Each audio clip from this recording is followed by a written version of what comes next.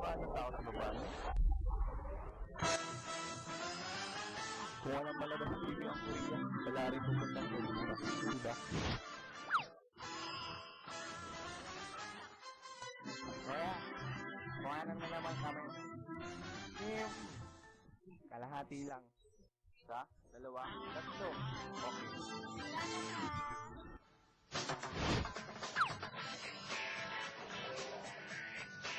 Sa wakas, nandito na ako sa kapatid cafe. Napaka-romantic. Alis na ang kapit ko. Ayos, matitignan ko na dito.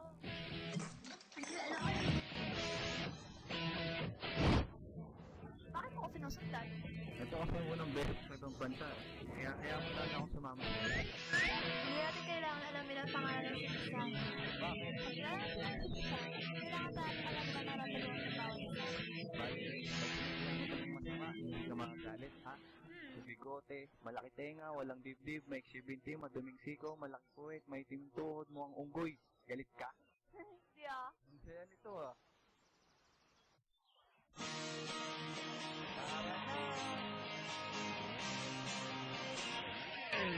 Nasa iba bansa tayo, ay nang pagkakay, wala silang maintindihan, ay maniwala, panoorin mo ako.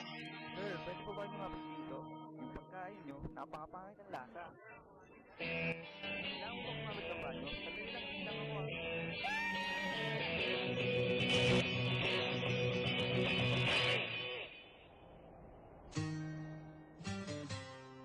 Paano mo ako mamahalin?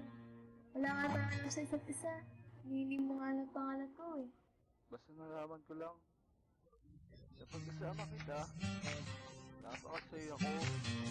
Ito bang tinatawag ko ng pag